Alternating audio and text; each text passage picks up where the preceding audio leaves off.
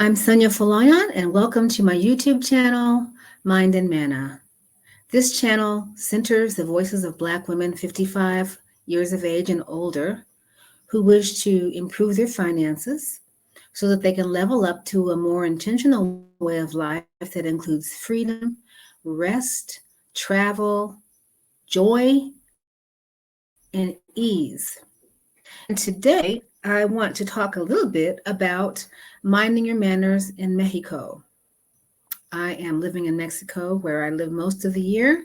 I do come into the States to spend time with my family and my grandchildren, and I also have an art studio there that I'm involved in. And I wanted to share some information that was in the local newspaper here in Chapala, Mexico.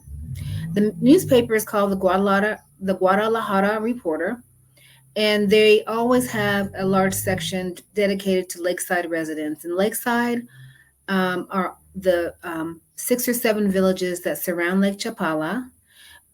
We are about, give or take, about 50 minutes away from Guadalajara, which is the second largest city in Mexico. And the Guadalajara Reporter is an English speaking newspaper that's distributed throughout these communities. There's an interesting article in this week's paper, and it's about manners. And I wanted to share this because so many of my viewers are living in Mexico or living abroad. And then I have a number of viewers who are contemplating leaving the United States for either a sojourn, which I encourage, or who are actually considering making the long term move.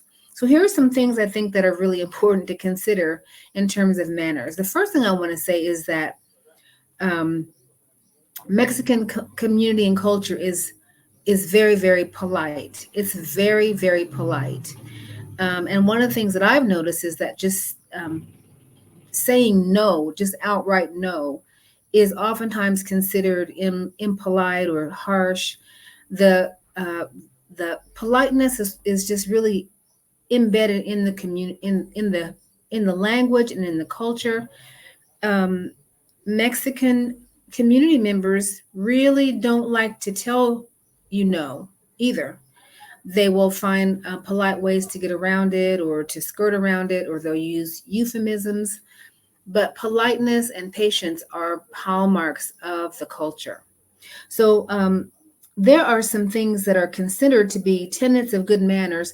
And I think it's really important to share these because this article was written from the perspective of a local, not from an expat perspective or a gringo perspective. It's written from the perspective of people who live, work, and are embedded here. And the first thing is that when you're ending a phone call, you never just say goodbye. You need to say goodbye 3 or 4 times with phrases such as cuídate bien, besos, which is kisses, abrazo, hug, que te estés bien, as well.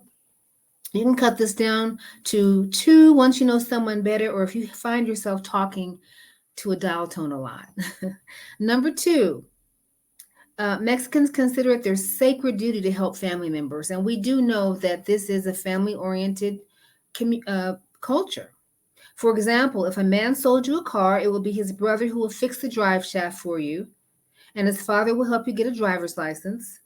A sister will sell you something to hang on your rearview mirror, and they're not trying to take advantage of you.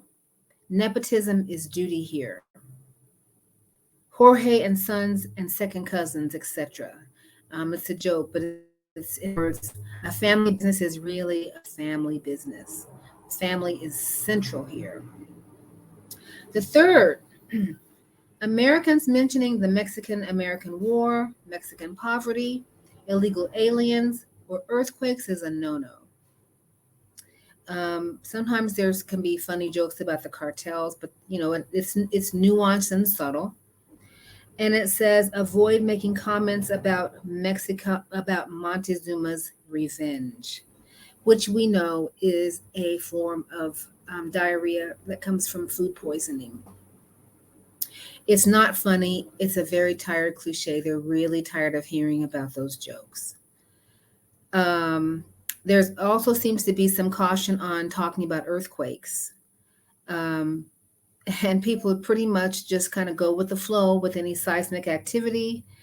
They'll make a joke about it if they feel the earth shaking. Hey, I may have had one tequila too many, or um, the joke in the article was that if your host's dishwasher slides out to the patio table, just smile and note how convenient that is.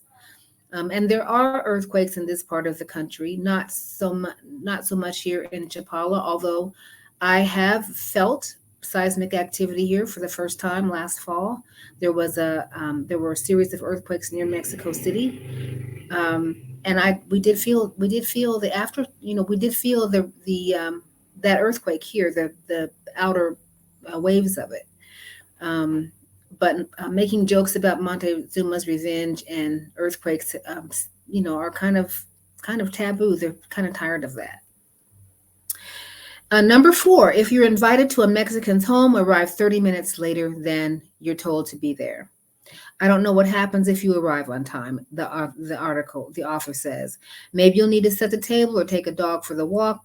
As we all know, time slows down for Mexicans, and I think this is really an issue for people of color. In anyway, there's just a different relationship to time. People move with time, or time circles around the event or the person. That is the non-European way of thinking about time.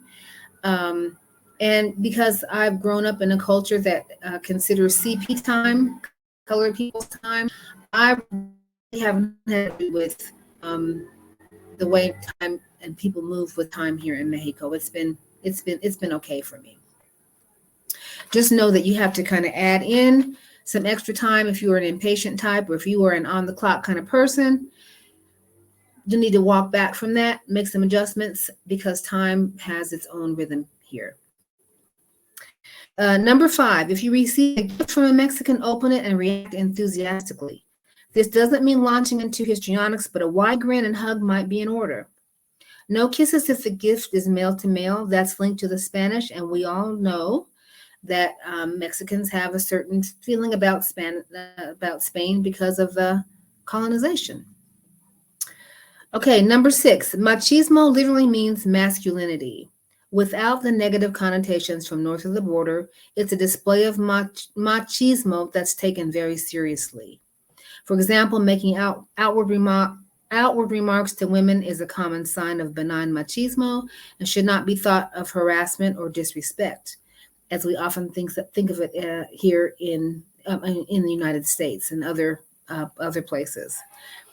Any rebuff of such behavior tarnishes a man's image. Just smile, um, go with it, and just finish whatever it is that you're doing. In other words, there is machismo is an issue here. I mean, it's part of the culture, but try to take it in stride and understand it doesn't have the same degree of meaning that it might be in the United States. Every action is not uh, seen as violent or intrusive here in this culture. So you kind of have to figure out, navigate through it, and keep it going. I'm not at all dismissing abusive behavior or that kind of thing. That's not what I'm saying. I'm just saying, just understand that there may be some attention, and just learn how to deal with that and not always think about it in the worst possible context. It's part of being in Mexico. Number seven, if leaving a casual restaurant where people are seated near you, it's polite to say buen provecho. And you say that to others as you are passing and leaving the restaurant. If you don't ever check what they're eating, but you never check what they're eating and comment on it, wow, that doesn't that look good? Ooh, what are you eating? That's considered intrusive. So it's a subtle difference, but it's important to acknowledge people as you're leaving, but not make too much of a big deal about their food. But I certainly do have seen how buen provecho is received when I say it as I leave a restaurant. It does. People do enjoy hearing that, and they really appreciate my going out of the way to give that gesture as part of the culture. This is an interesting one, and that's when passing street vendors, the polite thing to say is a la vuelta, which means on the return trip, or I'll catch you on the return, instead of saying no thanks, which is considered rudely abrupt. Remember what I said earlier about saying no. I said no gracias because there are a lot of street vendors. There's a lot of persons who are begging. There are a lot of people who make their living selling wares on the street. I was told to say gracias, pero no, so that I'm saying the yes first or the thank you first and the no later, again, to soften the no. But according to this local, Mr. Ed Tosca, who wrote this article, the correct thing to say is a la vuelta. And he goes on to say that saying no to anything is not polite. The vendor knows that on your return, you're not going to buy the hats or the necklaces or whatever it is that they're selling, but you show that you were not a clueless gringo about it. Again, knowing the culture and what's acceptable and appropriate is important. So I will be saying a la vuelta from now on. Number 9, at a dinner or a restaurant, do not begin eating until the hostess starts, which is pretty common sense and pretty, I think that's just good behavior. It's polite to leave some food on your plate after a meal. Yeah, it's polite to leave some food on the plate after a meal. Number 10, and I think this is really interesting to me. Number 10, it is rude to pay for store purchases by tossing money on the counter. It is proper to place the money in the cashier's hand. Notice that they will do the same with change. Abide again when tipping the grocery bagger, and make sure that you hand a 10 peso coin along with a pocket full of centavos. I personally prefer to have my money placed into my hand. There are some, in the United States, there are some racial connotations to throwing the money down and not putting it in my hand, especially in the South, where oftentimes white store vendors or clerks don't want to touch my hand, and they throw the money on the counter. And that was always, I grew up thinking and knowing that was an insult. So to have that as an issue here, I think that's important. I appreciate that. I can respect that. So again, these 10 tips are just some things to think in mind when you're traveling in around Mexico. Again, the culture is very, very polite. People don't want to hurt your feelings by saying no. Euphemisms are very common to soften the blow of anything.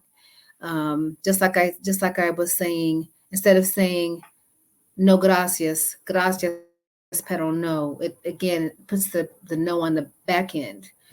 But I will definitely be saying a la vuelta from here on out. Let me know what you think about these Mexican manner tips. Tomorrow I am going to be doing my live instead of today, and I'm going to talk a little bit more about social graces here in Mexico. And I'll talk some about business social graces.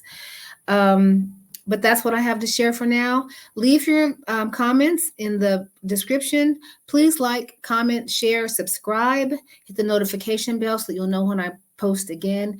And let me know what you think about these tips. What have you found or heard or discovered in your journey or in your research to Mexico? When you come to Mexico, keep your manners in mind. All right. Thanks so much. Bye-bye.